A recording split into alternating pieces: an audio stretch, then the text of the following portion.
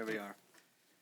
Thanks for that intro. My name is Sascha Meinrath. I'm Vice President of the New America Foundation and run its tech policy arm, the Open Technology Institute.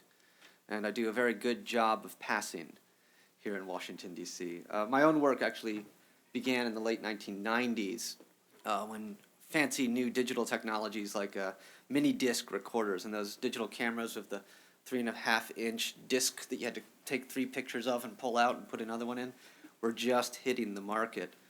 And many of us were thinking, wow, these technologies are perfect for documenting the injustices, discrimination, oppression that we're witnessing in our own communities here in the United States.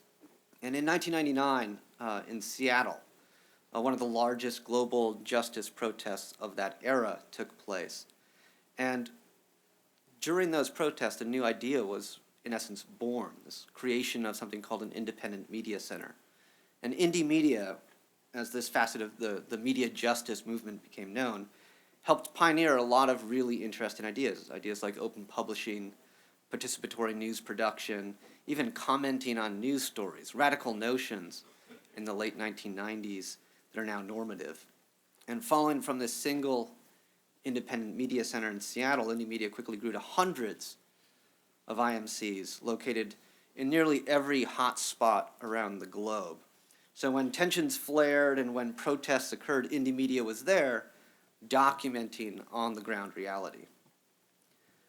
And what a lot of us that were involved in this quickly came to realize is once we'd solved the problem of access and adoption of digital media production technologies, the true problem that we faced was going to be one of information dissemination. And in the summer of 2000, I put out a call, this is mere months after the battle in Seattle, put out a call to a bunch of local geeks, ham radio operators, etc., to meet up at my house, drink some nice home-brewed beer, eat some pizza, eat a metric fuckload of Pringles, which will be important later, and discuss building our own wireless communications infrastructure. Now, given my utter technical naivete, I did truly believe this was going to be a really fun little summer project in 2000. 802.11b devices were just beginning to enter the consumer market, and this allowed us to experiment. And with the use of handcrafted Pringles cans antennas, we were able to interlink a few locations around my house. And this humble effort, which began in my living room, grew into something called the CU Wireless Network. It evolved into something called the QN Foundation and eventually transmogrified into Commotion Wireless, which is what I'm going to talk to you about today. And today, Commotion Wireless is a multi-million-dollar, completely open source, freely available global software research and development effort to create ad hoc mesh wireless technologies. Communications technologies that run on everything from smartphones to laptops to home Wi-Fi routers. And by interconnecting all of these wireless devices within a locale, you can create a local area network, a community intranet. And this has profound implications across all facets of society. So to be clear, the Open Technology Institute's goal is nothing less than free, safe, ubiquitous communications for everyone on the planet. And we view our work as helping strengthen the social and economic justice agendas of countless different constituencies. Now, 50 years ago, civil society realized that the most efficacious route to bettering our country was through civil disobedience. And today, what we hold up as champions from that era, from Rosa Parks to Malcolm X, we believe that they did the right thing by being part of a sophisticated, nationwide, purposeful intervention. And today, a half-century later, I would say that we have a similar responsibility to push that envelope, to demand access to our public airwaves, to engage in electromagnetic jaywalking writ large. Now, almost everyone here is familiar with the line from our Declaration of Independence. We hold these truths to be self-evident, that all men, I'm going to just put that in a sick, are created equal, that they are endowed by their Creator with certain unalienable rights, and among these are life, liberty, and the pursuit of happiness. That's what we get taught all the time.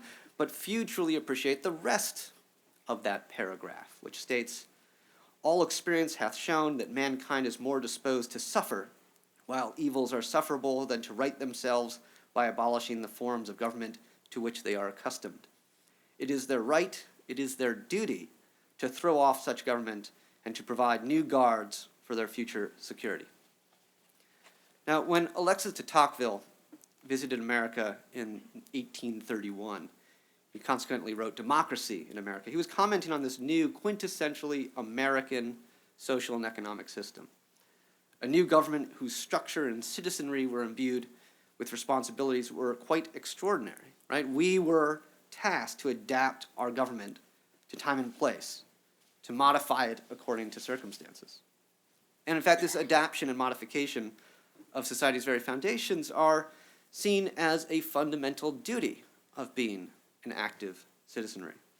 And today we have a once-in-a-lifetime, perhaps a once-in-an-epoch opportunity for societal modification. Now, internet freedom is a purposefully nebulous concept. It encompasses notions of social and economic justice, the right to communicate and disseminate information, the opportunity to use online resources without fear of discrimination and retribution. When Hillary Clinton laid out a new foreign policy framework, the crux of this 21st century statecraft was realizing that connectivity, in particular, like any powerful tool, was this Faustian bargain. So she summarized it this way, quote, amid this unprecedented surge in connectivity, we must also recognize that these technologies are not an unmitigated blessing. These tools are also being exploited to undermine human progress and political rights. The same networks that help organize movements for freedom also enable Al-Qaeda. Now, many people believe it sort of the height of hubris, myself included, for the United States as creators and purveyors of some of the most advanced online surveillance and monitoring technologies on the planet, to be a singular champion for internet freedom. On December 17th in 2010, less than a year after Clinton laid down this new framework, Arab Spring was born, right? Mohammed Bouazizi's self-immolation sparked a series of protests that spanned throughout the Middle East. And all of a sudden, issues of online censorship became paramount. All of a sudden, connectivity became paramount. This is, in many ways, the Egyptians' gift to the human rights community. And in fact, our human rights online, writ large, became paramount. Now, my daughter, Clara, she's 2 years old today. She will never know a world without connectivity. Her notion of the world will not be divided into an online and an offline space. She will expect and live seamless integration between these different worlds. Now, in her world, offline and online rights also shouldn't be dichotomous. She will expect that they would be universal. And yet we still have a very long way to go to ensure that our rights in a free society don't end when you log on. So in the US, this is epitomized by SOPA and PIPA, which are born of an unbelievable, unconscionable ignorance of both the technological realities at play and the egregiously bad ramifications were these laws to have actually passed. Now, according to the Constitution, copyright is clearly a means to another end. So our Constitution empowers Congress, quote, to promote the progress of science and useful arts by securing for limited times to authors and inventors the exclusive rights of their respective writings and discoveries. And to accomplish this, Congress set a term of 14 years. So to put that into perspective, everything from 1999 on back, from movies and music to books and video games, would all be in the public domain today. And today, of course, we know that nothing copyrighted since 1923 has entered the public domain. Is anyone here born before 1923? And so nothing produced in all of our lives has ever hit public domain if it's been copyrighted. That's horrible. Now, I would argue that piracy is the price we pay to live in a free society. Now, of course, you can't say that in Washington, D.C. It's anathema to this entire institution. But I'd much rather live in a free society than one intent on rooting it out by any means necessary, which is the trajectory that we currently are on. And the internet has first and foremost always been, from its very genesis, about information dissemination. I would argue that we have a responsibility to act as defenders and as champions for its openness and the fundamental participatory nature of this technology. And after Arab Spring, it's become very clear that oppressive elements are engaging in a far more insidious effort to rein in our freedoms online.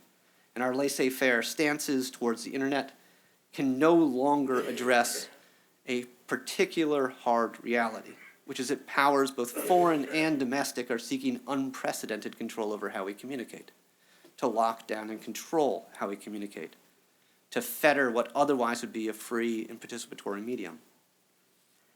And within this context, digital literacy and distributed secure communications are inoculants against these forms of oppression, not just overseas, but here on the home front as well. So, historian Richard John wrote a seminal book called Spreading the News. If you haven't read it, I highly recommend it, about the original all-American packet switching network, the United States Post Office, of course. And at one point, nearly 75% of all federal employees were working for the Postal Service.